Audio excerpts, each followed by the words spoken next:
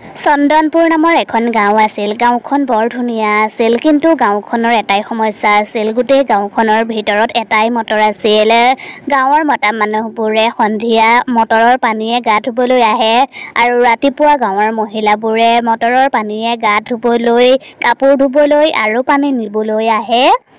এদিন গাঁওখনৰে চম্পা নামৰ এজনী ছোৱালীয়ে মটৰৰ পৰা পানী নিবলৈ আহিছিল। খুৰী, দেখিছেনে, গাঁওবুঢ়াজনৰ ল'ৰাটোৱে মই মটৰৰ পৰা পানী নিবলৈ আহিলে সদায়েই সি মোৰ পিছে পিছে আহে। গাঁওবুঢ়াৰ ল'ৰা যে, সেইবাবে কোনেও একো নকয়, কিন্তু সঁচা কথা এইটোৱে যে ল'ৰাটো বদমাছ আৰু এটা কামচোৰ।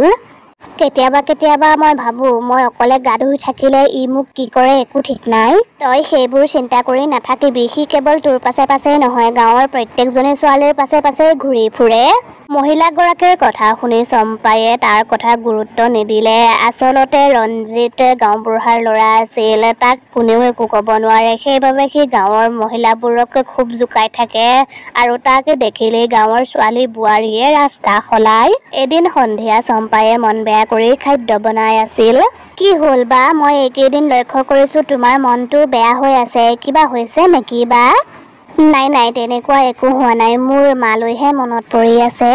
মাকতো আমি পাহৰিবই পৰা নাই, কিন্তু তোমাৰ মন বেয়াৰ সেইটো কাৰণ হ'বই নোৱাৰে। তুমি মালৈ মনত পেলাই ইমান মন বেয়া কৰি নাথাকা, তোমাৰ কিবা বেলেগহে হৈছে। তই ইমানকৈ সুধিছ যেতিয়া কওঁ শুন, গাঁওবুঢ়াৰ ল'ৰাটো ৰঞ্জিতক চিনি পাৱ নহয়? সি বহুত দিনৰ পৰা মোৰ পিছা কৰি আছে। মই কি কৰোঁ একোৱেই ভাবি পোৱা নাই অ'। এই কথাটো ময়ো লক্ষ্য কৰিছোঁ। তুমি পানী আনিবলৈ গ'লে সি তোমাৰ পাছে পাছে যায়। তুমি চিন্তা নকৰিবা, কাইলৈৰ পৰা তুমি পানী আনিবলৈ গ'লে ময়ো তোমাৰ লগত যাম। পিছদিনা দুয়োজনী বাই ভনীয়ে পানী আনিবলৈ গ'ল। চম্পায়ে গা ধুবলৈ লৈছিল, সেইবাবে কাবেৰীয়ে তাইক ৰখি আছিল। কিন্তু সেইদিনাও ৰঞ্জিতে চম্পাৰ পিছা কৰি কৰি সেইখিনি পালেগৈ আৰু তেতিয়াই সি কাবেৰীক ঠেলা মাৰি চম্পাৰ ওচৰলৈ গ'ল। ঐ, কলৈ গৈছ তই? বা, মোক বচোৱা। কাবেৰী, কি হ'ল তোৰ? ঐ, তই মোৰ ভণ্টিৰ লগত কি কৰিলি তই হা? তেতিয়াই ৰঞ্জিতে চম্পাৰ হাতত ধৰিলে। চম্পায়ে তাইৰ হাতখন আঁতৰাবলৈ চেষ্টা কৰিছিল, কিন্তু পৰা নাছিল। টানা আজোৰা লাগি থাকোঁতেই চম্পা পৰি গ'ল আৰু তাইৰ মূৰটো গৈ এটা ডাঙৰ পাথৰত লাগিল, যাৰ ফলত চম্পায়ে মূৰত বহুত দুখ পালে আৰু বহুত তেজ ওলাল। মূৰত দুখ পোৱাৰ বাবে চম্পা মৰি থাকিল আৰু বায়েকৰ তেনেকুৱা অৱস্থা দেখি ভনীয়েকে সহ্য কৰিব নোৱাৰিলে আৰু ভনীয়েকো মৰি থাকিল। হে হৰি, এয়া মই কি কৰিলোঁ? মোক ইয়াত কোনোবায়ে দেখাৰ আগতেই মই ইয়াৰ পৰা পলোৱায়েই ভাল হ'ব। তাৰ পাছত ৰঞ্জিত তাৰ পৰা পলাল আৰু বায়েক ভনীয়েকৰ মৃত্যুৰ বাবে গোটেই গাঁওখনৰ মানুহবোৰেই বহুত দুখ পালে।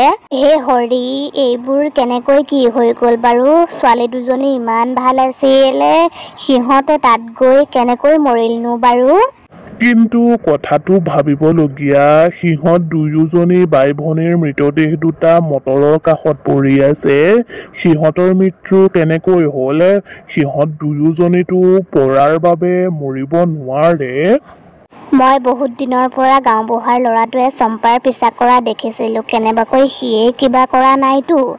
তই আজিয়ে যি এইটো কথা ক'লি, দ্বিতীয় দিন আৰু নকবি। গাঁওবুঢ়াৰ পিতেকৰ কথা যদি কোনোবায়ে বেয়াকৈ কয়, তেতিয়াহ'লে গাঁওবুঢ়ায়ে সেই মানুহজনক ৰাতিটোৰ ভিতৰতেই নাইকিয়া কৰি পেলায়।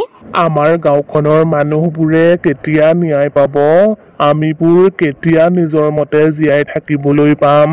কাবেৰী আৰু চম্পাৰ মৃত্যুৰ কথা এতিয়া কোনেও গম নাপায়। সিহঁতে আৰু কেতিয়াও ন্যায় নাপায়।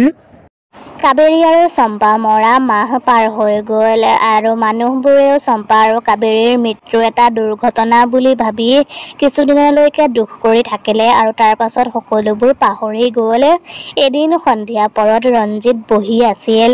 তেতিয়াই তাৰ এনেকুৱা অনুভৱ হ'ল যেন তাৰ পাছফালেদি কোনোবা পাৰ হৈ গৈছে। মা, দেউতা, ৰামু কাকা, কোন আছে তাত? কোনে মোক ভয় খুৱাবলৈ চেষ্টা কৰিছে?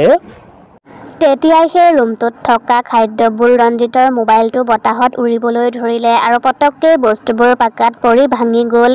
সেই সকলোবোৰ দেখি ৰঞ্জিত বৰ আচৰিত হ'ল। সি একোৱেই ভাবি পোৱা নাছিল আচলতে তাৰ লগত সেইবোৰ কি হৈ আছে।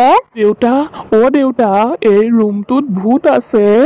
ঐ কি হৈছে তোৰ কিয় ইমান কৈ চিঞৰ বাখৰ কৰি আছ আজি চাগে নিচা বেছিকৈ কৰিলি সেইবাবে তই ভূতকেই দেখা পালি কাম বনটো নায়েই কেৱল ঘৰত শুবি খাবি বহিবি আৰু গাঁৱৰ মানুহবোৰেতো সদায়েই মোৰ ওচৰলৈ গোচৰ লৈ আহে আজি ৰঞ্জিতে আমুক কৰিলে তামুক কৰিলে এইবোৰ কথা শুনি শুনি মোৰ একেবাৰে অসহ্য লগা হৈছে দেউতা ইয়াত সঁচাকৈয়ে ভূত আছে তুমি মোক বিশ্বাস কৰা তেতিয়াৰ পৰাই ৰঞ্জিতৰ লগত কিছুমান নভবা নিচিন্তা ঘটনা ঘটি থাকিবলৈ ল'লে আৰু সেই ঘটনাটোৰ 15-20 দিন পাৰ হৈ গ'ল আৰু ৰঞ্জিত লাহে লাহে মানসিক ৰোগী হ'বলৈ ধৰিলে আৰু এদিন সেই মটৰটোৰ কাষতেই এজন মানুহৰ মৃতদেহ পালে এই মানুহজনো সেই একেদৰেই মৰিছে যেনেদৰে চম্পা আৰু কাবেৰী মৰিছিল মোৰ মতে কাবেৰী আৰু চম্পা যে মৰিছিল সিহঁতেতো ন্যায় নাপালি আৰু সিহঁতৰ মৃত্যু অজানিতে নহয় সিহঁতৰ মৃত্যু জানি বুজিয়েই কৰা হৈছিল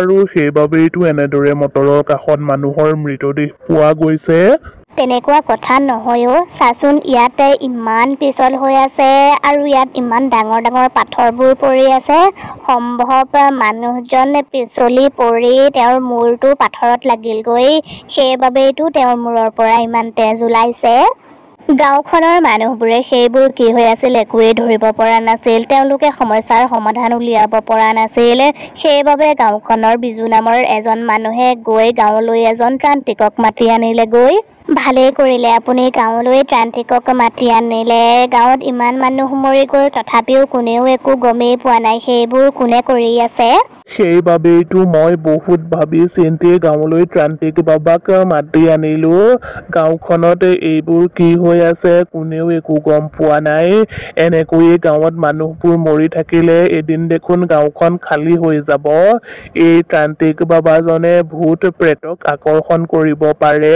সেইবাবে মই তেওঁক ইয়ালৈ মাতি আনিলো সেই বেয়া আত্মা দুটায়ে অতি সোনকালেই গাঁওখন শেষ কৰাৰ চিন্তা কৰি আছে আৰু সিহঁতক মৰা মানুহজনো এই গাঁওখনতেই আছে ত্ৰান্তিক বাবা আপুনি সেই বেয়া শক্তি দুটাৰ বিষয়ে আৰু কি জানে আপুনি যদি কিবা জানে তেতিয়াহ'লে আমাক কওক আৰু সেই বেয়া শক্তি দুটাইনো আমাৰ গাঁওখনক কিয় অনিষ্ট কৰিবলৈ বিচাৰি আছে সেই বেয়া শক্তি দুটা হৈছে এই গাঁওখনৰে দুজনী ছোৱালীয়ে সিহঁতক বহুত বেয়াকৈ মাৰি পেলোৱা হৈছিল আৰু সিহঁতক মৰা মানুহজন এতিয়াও এই গাঁওখনতেই আছে সিহঁতে যেতিয়ালৈকে সেই মানুহজনক মাৰি নেপেলায় তেতিয়ালৈকে সিহঁত এনেকৈয়ে ঘূৰি ফুৰিব ত্ৰান্তিকজনে গাঁৱতে পূজা এভাগ পাতিব লাগিব বুলি ক'লে আৰু গাঁৱৰ মানুহবোৰেও হ'ব বুলি ক'লে আৰু পিছদিনাই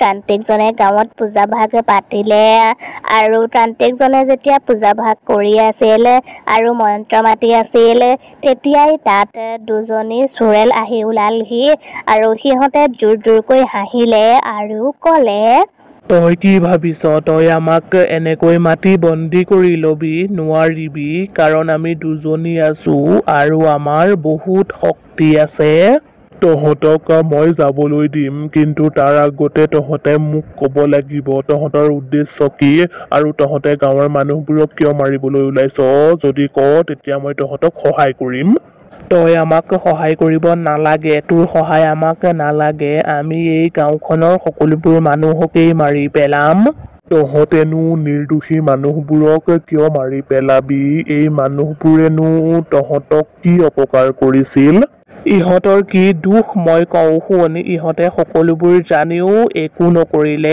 আমাক ন্যায় নিদিলে আমি কাবেৰী আৰু চম্পা হয় সেইদিনা মটৰৰ কাষত ৰঞ্জিতে আমাক মাৰি পেলালে আৰু তাক তাৰ পৰা যোৱা গাঁৱৰ মানুহবোৰে দেখিছিল তথাপিও তেওঁলোকে একো নকলে আৰু ৰঞ্জিত এনেই পগলা হোৱা নাই আমি তাক ইমানেই অশান্তি কৰিলো যে সি এতিয়া নিজকেই চিনি নাপায় চুৰেলজনীৰ কথা শুনি গাঁৱৰ মানুহবোৰে বহুত দুখ পালে আৰু তেওঁলোকে হাতযোৰ কৰি দুয়োজনী চুৰেলক ক্ষমা খুজিলে আৰু কিছুমান গাঁৱৰ মানুহেতো কান্দিবলৈ ধৰিলে কাৰণ তেওঁলোকে সেইবোৰ কি হৈছিল কোনে কৰিলে একোৱেই গম নাপায়। সেইবোৰ দেখি দুয়োজনী চুৰেলৰ দয়া উপজিল আৰু সিহঁতে তাৰ পৰা যাবলৈ সাজু হ'ল। গাঁৱৰ মানুহবোৰৰ মৰমবোৰ দেখি চুৰেলজনীয়ে সিহঁতক ক'লে, আপোনালোকৰ মৰমবোৰৰ বাবেই আমি ইয়াৰ পৰা যাবলৈ ওলাইছো আৰু ৰঞ্জিতকনো কি মাৰিম, সিটো পাগলেই হৈ গ'ল, সি আৰু কেতিয়াও ঠিক নহয় কাৰণ সি নিজৰ মাক বাপেককেই চিনি নাপায়। তেতিয়াই ত্ৰান্তিকজনে মন্ত্ৰ মাতিবলৈ ধৰিলে যাৰ ফলত দুয়োজনী চুৰেল জ্বলিবলৈ ধৰিলে আৰু সিহঁতে মুক্তি পালে আৰু সিহঁত তাৰ পৰা নাইকিয়া হৈ থাকিল।